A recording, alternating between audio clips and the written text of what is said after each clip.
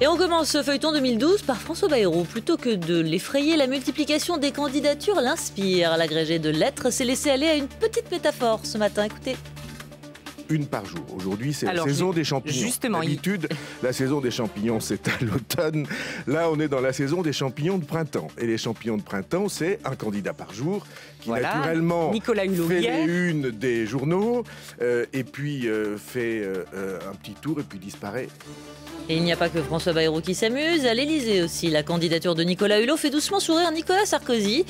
C'est, je cite, le sympathique capitaine Nemo. Il faut juste qu'il remonte en surface. Le président décidément très confiant pour 2012.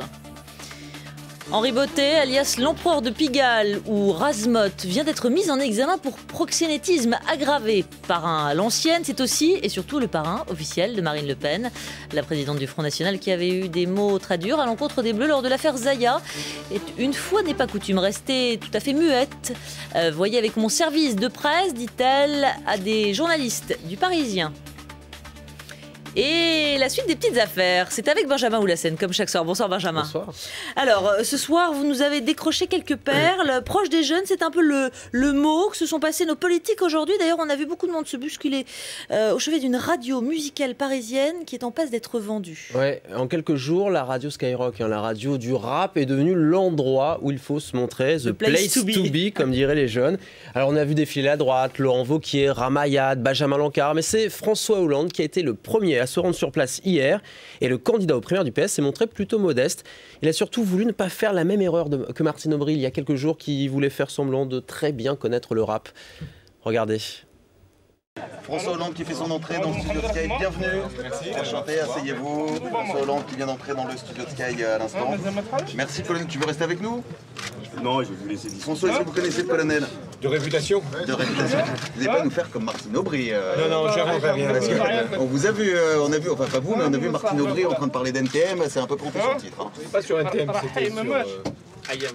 C'était sur IAM, oui, exactement. Pardon, sur IAM. Vous êtes... Incollable, presque. Nicolas Sarkozy qui s'y met aussi, il joue la carte de la proximité avec des collégiens, lui. Ouais, Nicolas Sarkozy qui était en visite aujourd'hui pour rencontrer des collégiens en difficulté. Et là-bas, il leur a donné une petite leçon de parler jeune. Alors, écoute, nickel chrome, c'est encore mieux, hein, si tu dis nickel. Parce que nickel, c'est bien, mais nickel chrome, c'est encore mieux, non? Hein? Mais le clou de la rencontre, c'est quand même après, lorsqu'ils ont été visiter la salle de sport. Alors, ils ont parlé muscu. Nicolas Sarkozy a confié qu'il faisait des séries de pompes. Mais surtout, il a tenu à disputer une partie de ping-pong. Et vous allez voir, il a un sacré coup de...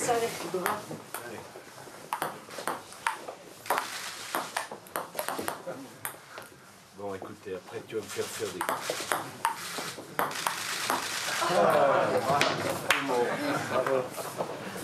Pas mal quand il joint le geste à la parole. Merci beaucoup Benjamin Oulassen, à demain.